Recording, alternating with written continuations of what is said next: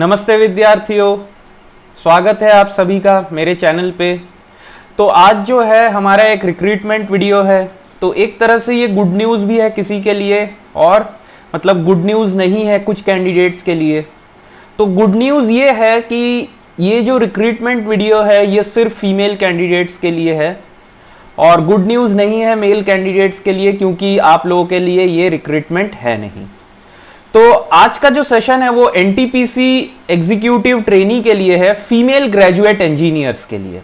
ठीक है, तो सबसे पहले जैसे कि आपको पता है मेरे कोई भी रिक्रूटमेंट वीडियो से मैं सबसे पहले लास्ट डेट बता देता हूं एप्लीकेशन का। तो ये वाला जो है लास्ट डेट इसका 6 मई 2021 है।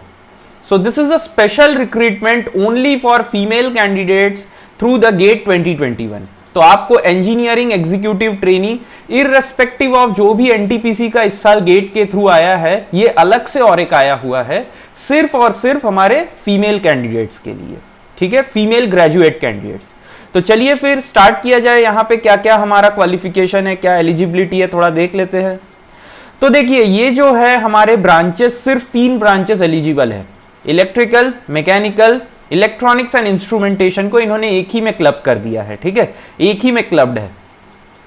तो क्वालिफिकेशन क्या चाहिए आपको? Full time bachelor's degree, okay, BE या बीटेक डिग्री, या आपका जो मार्क्स है बीटेक का जो मार्क्स है वो 65% से अबव होना चाहिए, तभी आप एलिजिबल है।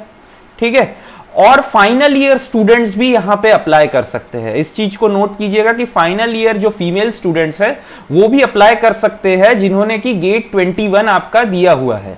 ठीक है, और जो रिजर्व कैटेगरी स्टूडेंट्स है उनके लिए मिनिमम परसेंटेज क्राइटेरिया इज 55%। ठीक है, तो अब कौन से हमारे डिसिप्लिन है और डिग्रीज क्या क्या एलिजिबल है वो देख लेते हैं। तो इलेक्ट्रिकल के अंडर में अगर आपके डिग्री में इलेक्ट्रिकल में है या electrical and electronics, electrical and instrumentation and control, या power system and high voltage, या पावर इलेक्ट्रॉनिक्स, या पावर इंजीनियरिंग, अगर आपका कोई भी एक ब्रांच है यहां पे जिसका की नाम ये है, तब आप एलिजिबल है अंडर इलेक्ट्रिकल इंजीनियरिंग।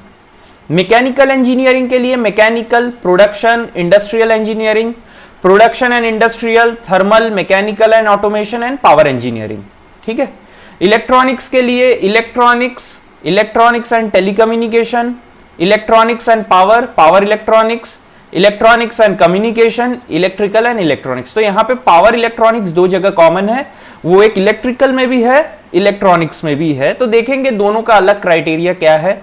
अगर आपने जैसे कि इलेक्ट्रिकल से आप अगर अप्लाई करना चाहते हैं तो आपका जो गेट का पेपर कोड होगा वो डबल ही होगा, और अगर आप इलेक्ट्रॉनिक्स अप्लाई करना चाहते हैं तो आपका गेट का जो पेपर कोड होगा वो ईसी होगा।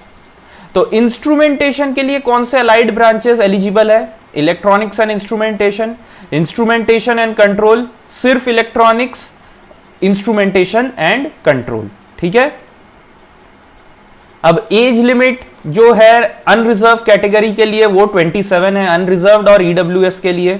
और एससी एसटी ओबीसी के लिए जैसे कि आपको पता है ओबीसी के लिए आपका +3 इयर्स होता है, तो 27 + 3, एससी एसटी के लिए +5 होता है, तो that is your 32 years of age. कब तक? जबकि आपका एप्लीकेशन फॉर्म क्लोज होगा, जो कि मैंने क्या बताया हुआ है, 06/05/2021 तक। ठीक है, तो ये हमारा लास्ट डेट है। तो यहां इस डेट पे आपका जो एज होना चाहिए, थोड़ा सा इसको अच्छे से लिखता हूं क्योंकि यहां दिख नहीं रहा है ये,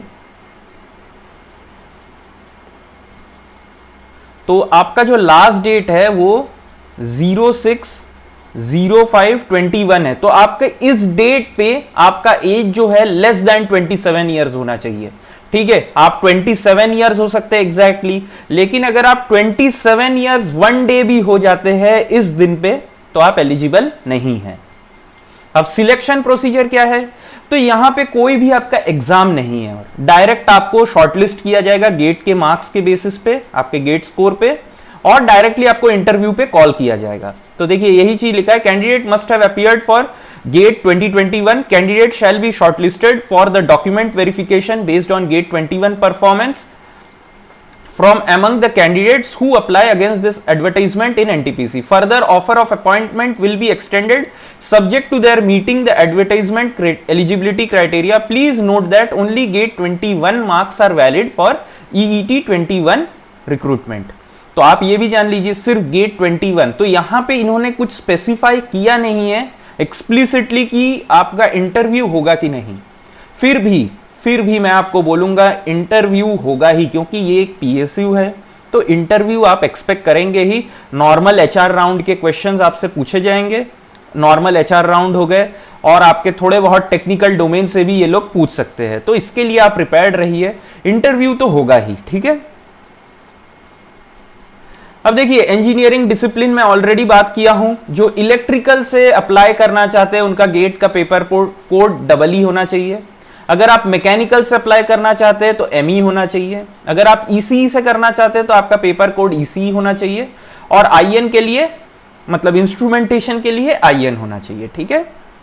अब वैकेंसीज क्या क्या है, सबसे ज्यादा जो वैकेंसी है वो इलेक्ट्रिकल के लिए है। इलेक्ट्रिकल के लिए टोटल 22 है, मैकेनिकल के लिए 14 है, और इलेक्ट्रॉनिक्स और इंस्ट्रूमेंटेशन के लिए हमारा 14 ब्रांचेस मतलब 14 सीट्स है, ठीक है। तो यहां पे 14 सीट्स है।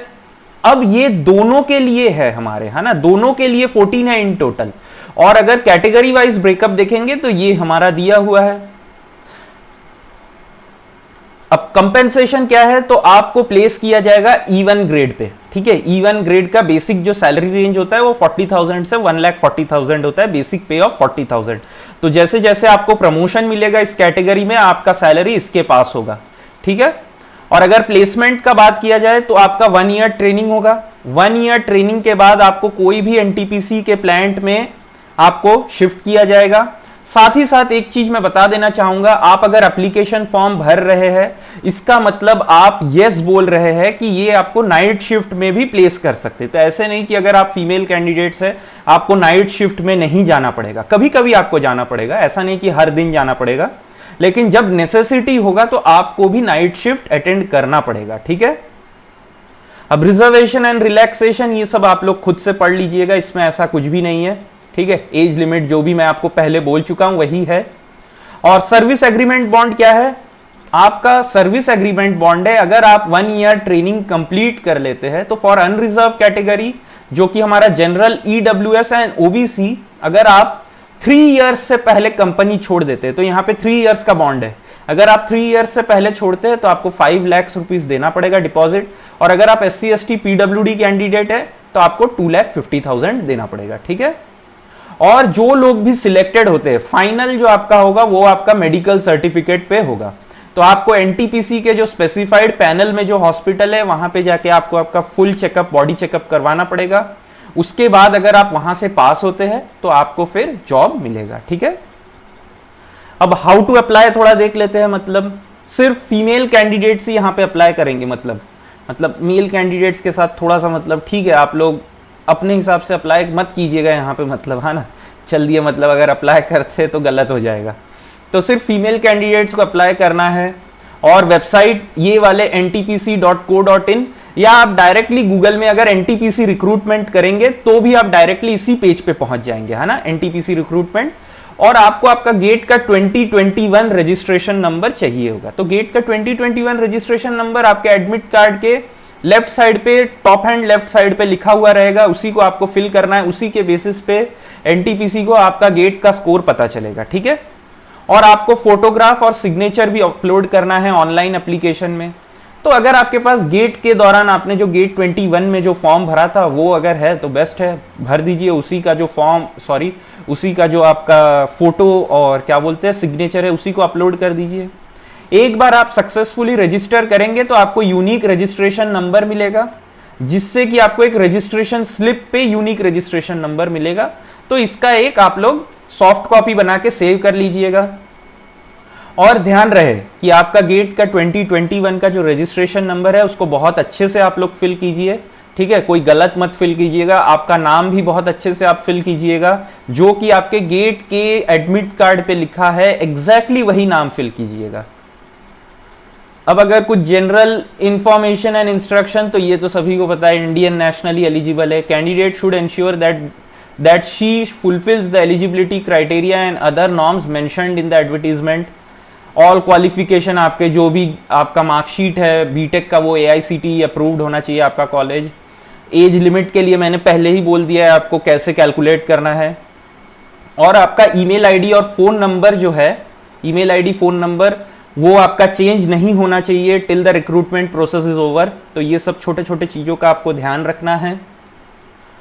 और तो मैं सब आपको बता ही दिया हूँ, यहाँ पे कुछ नहीं है इतना कुछ खास पढ़ने लायक।